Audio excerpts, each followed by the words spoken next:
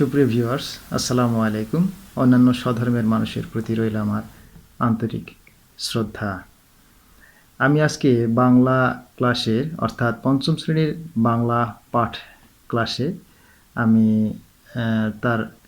তাদের যে সৃজনশীলতা বা মনের যে অভিব্যক্তি প্রকাশের যে একটি শব্দচয়ন, মস্তিষ্কের রহস্যাবৃত জগতে যে শব্দচয়ন হয় এবং বাক্য হয়ে বেরিয়ে আসে, সেটি বের করা বা উদ্ধার করার জন্য আমি চেষ্টা করলাম এবং বললাম তারা স্বাভাবিকভাবে আমার প্রতি দুর্বল বা একটু আমার প্রতি তারা শ্রদ্ধাশীল।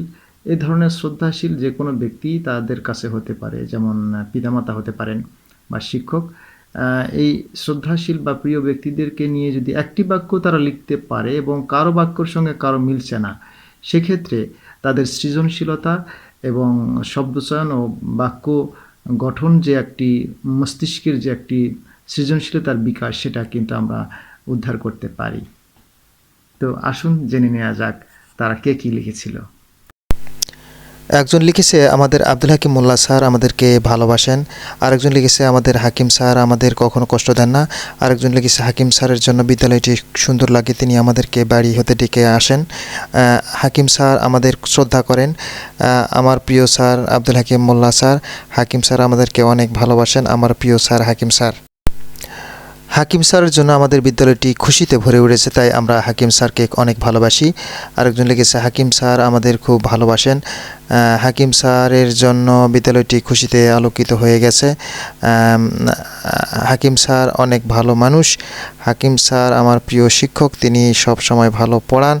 হাকিম স্যার আমাদের খুব ভালোবাসেন। হাকিম স্যার আমাদের ভালো পড়ান। হাকিম স্যার ভালো। আমাদের প্রিয় স্যার হাকিম স্যার। আমাদের মোহাম্মদ আব্দুল হাকিম মোল্লা স্যার আমাদের খুব ভালোবাসেন। হাকিম স্যার থেকে যা চাইব তাই দেন। হাকিম স্যার খুব সুন্দর। তাদের লেখাগুলোর শেষে আমি ধন্যবাদ জ্ঞাপন করি এবং আশীর্বাদমূলক কিছু কথা লিখি। ছোট্ট ছোট্ট উৎসাহমূলক অনেক কথা লিখি। স্বাক্ষর ও তারিখও প্রদান করি।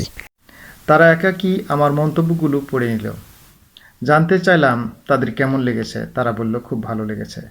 এভাবে আমরা তাদের সৃজনশীলতার মধ্য দিয়ে বাক্য চয়ন ও প্রকাশের ভাষার বিকাশ ঘটাতে পারি।